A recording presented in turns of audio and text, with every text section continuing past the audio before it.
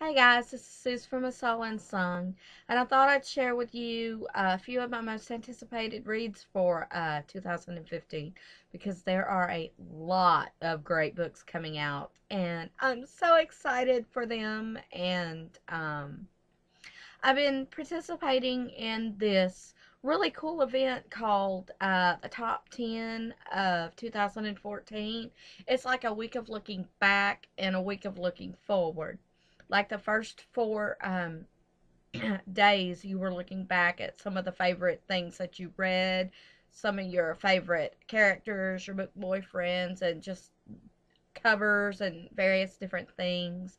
And now, the last day, we're looking ahead to the future, obviously, when we get all these new, shiny new books to read that we kind of sort of can't wait to read. And the girls that are hosting this are like really cool.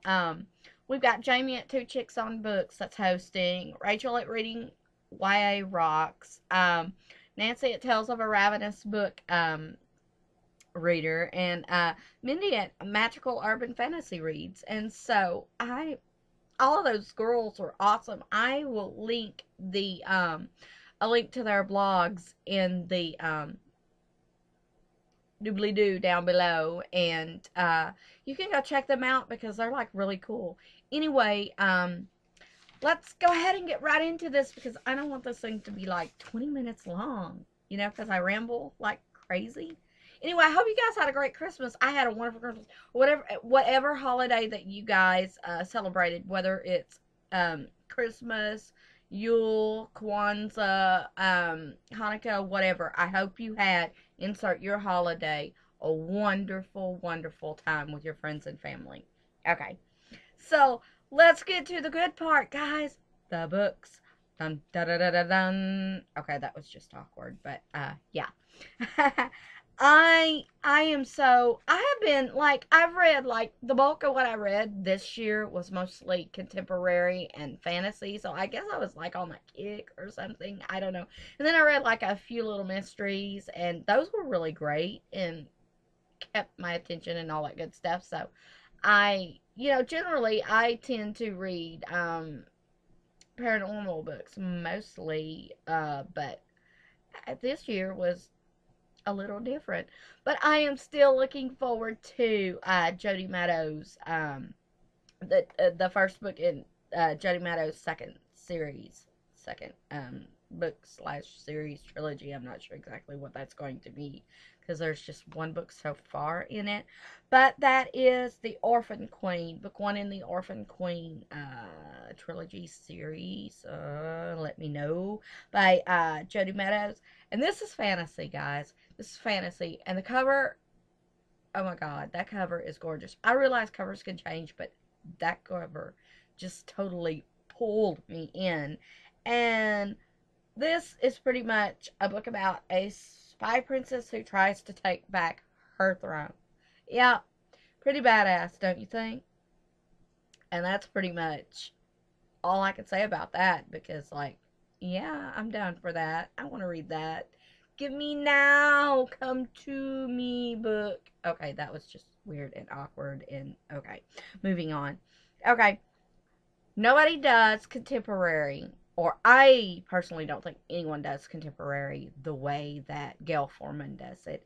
And I am so excited to read I Was Here because this is about a girl who commits suicide, and or her best friend commits suicide, and she finds out later that there were a whole lot of things about her that she never really knew. And there's like this journey and this learning to let go and to accept, and it's just probably going to make me cry loads of salt. So yeah, I have to read that book. Okay. um Ensnared. I am so excited, guys, for Ensnared. It is the final book in the Splintered trilogy, and I cannot freaking wait to go back to Wonderland. I can't wait for Morpheus.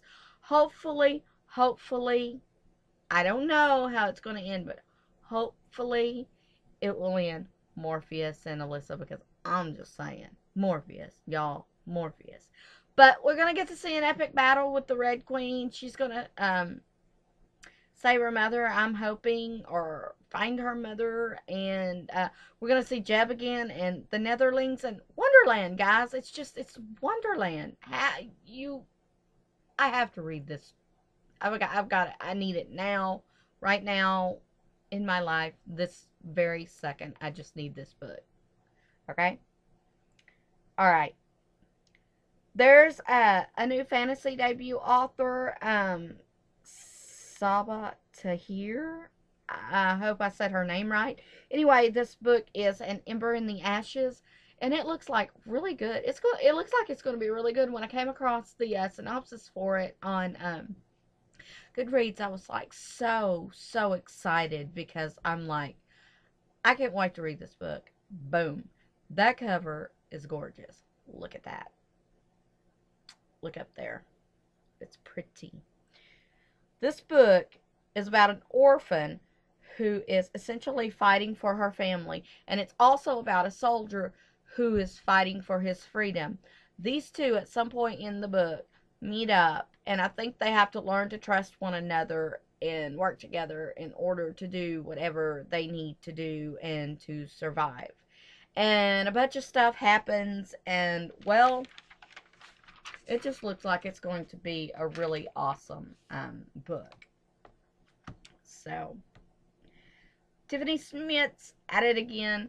I will read anything that she writes, really. I mean, she is an author that is on my auto-to-buy list, and when I came across this and I saw this, I thought, holy crap, I need to have this book in my life.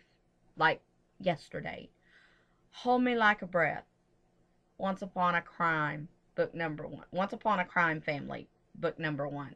Okay, you pretty much had me about at Once Upon a Crime Family. Can we say spin-off, like crazy mobster, gangster, black market, organ donor type show? I can sell it. Can't you see it? I can see it. Sell me that. I'll watch it, seriously. Because this is a book that is essentially about 3 of the largest like crime families, and this girl is the daughter of one of them, and she is very protected. She was born with this autoimmune deficiency or disorder that causes her to bruise really easily. Yet all she really just wants is her freedom and independence. There's a whole crap ton of betrayal in this. Of course, there's the black market for organ donors and all kinds of crazy criminal mischief happenings going on. And I want this book now. I want this to be a show, okay? I don't care about it being a book. I want it to be a show. Because I would watch this. But, yeah, I'm going to read that book. So, you better believe it. Look up there. That cover is freaking awesome. Seriously. I hope they keep that cover. Anyway, moving on. The Green Arrow. Oh, not the Green Arrow. Okay, I'm sorry. I have Arrow on the brain because, holy crap, what was that ending? What was that? No, he's not dead. Oh, did I spoil? Oh, well. Anyway, you've seen it by now. This is The Glass Arrow by Kristen Simmons. And I think Kristen Simmons, if I remember correctly, and I'm looking off because I'm looking at my shelves, I think that she wrote that dystopian trilogy. Well, listen to me, that dystopian trilogy. No, Rick Yancey did The Fifth Wave. That's dystopian. Well, I know what she wrote. I just can't think of it right off of the top of my head, but I think that she's the one that wrote that, and this is her new one. And pretty much this book, if the handmaid, this is the kick-ass book, okay guys, this is just gonna be a freaking kick-ass book, because if the Handmaid's Tale and Blood Red Road kind of sort of met up and hooked up, this book would pretty much be the bastard child of that fling. because this is right up my street. This is about a group of women who are pretty much essentially on the run, and they are on the run from these hunters because women are pretty much scarce in this time that they're living in, and they're being hunted so that they could be sold for breeding rights, bought and sold for breeding rights. So, lovely, isn't it? Yeah. So we get twisted, and I cannot wait to read it. Okay, so let's talk about the Sin Eater's Daughter for a minute, because this is the first book in a new series. And this is by Melinda Salisbury. And number one, the executioner is a freaking girl. She is 15 years, I think she's 15 years old, if I read right in the synopsis. She is promised to the prince, who pretty much doesn't really seem to be all that interested in getting close to her, because she has this power that anyone that she touches, she kills. So, at whatever the queen deems an execution necessary, this girl is brought in and she's forced to touch them. So, boom, dead. Well, at some point, a lot of stuff happens in this book, and then there's another guy that comes along, and he sort of becomes a love interest for her, and he's got things that he's dealing with and things like that, and she has to decide whether she's going to go ahead and choose her duty that, is assigned to her, or choose a doomed love. Decisions. So, yeah, that.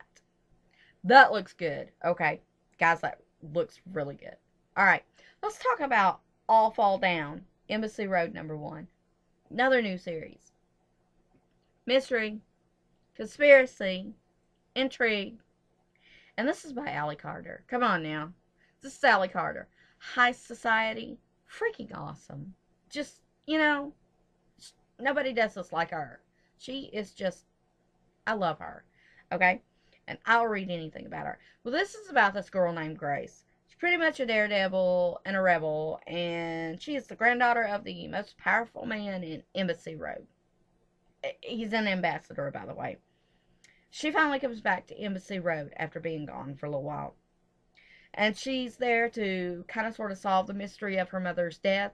She finds out a lot of stuff, but then she uncovers an international conspiracy that's like pretty epic. It's like epic proportions. And so now she has to decide who she's going to trust as her friends and her loved ones, and also keep her enemies closer. So, yeah, like I said, intrigue, mystery, conspiracy, awesomeness. I'm definitely reading this. As soon as I can get my hands on this, I'm reading this. I'm devouring this, like, now, if I can. Which I can't, and, like, I'm looking at the calendar, and it's like, why you gotta be so far away? Because I think, actually, it's not that far away. This one comes out towards the end of next month. So, yeah. Can we say splurge much? Okay. And then the last one on this list is The Stars Never Rise by Rachel Vincent. And I can't believe that this will be the actual first book that I have read by her, because I have not read any of her urban fantasy adult books, nor have I read her Soul Screamers series, even though I've heard some really great things about that series. This one is about a girl named Nina who is busy trying to survive, when in actuality she probably should be worrying about her soul, because she comes from a town where where most of her population has been decimated by these demon soul eaters. And yeah, souls are pretty scarce, and she's pretty much tasked with the burden of taking care of her and her sister Melly, her little sister. well, Melly's got this secret that Nina later finds out, and it's pretty much a secret that can threaten their lives and put them in like imminent danger. And so I mean, it pretty much threatens their very existence. So she has to do anything and everything that she can to protect her. And this sounds really, really awesome. And I have had just a fantastic time picking out these books and participating in the week looking back and the day looking forward to 2015. And if any of you guys want to leave me a comment down below with any of the books that you're so excited about for 2015, or if you have any recommendations that of books that have already been released that you think I should be reading, leave them in the comments down below, guys. And like I said, check out the blogs in the doobly-doo down below, because there's some pretty awesome chicks, you know. And you might find something that you like there at one of their blogs. Anyway, thanks guys for hosting this. I've had such a really great time, and I'll talk to you later. Bye-bye.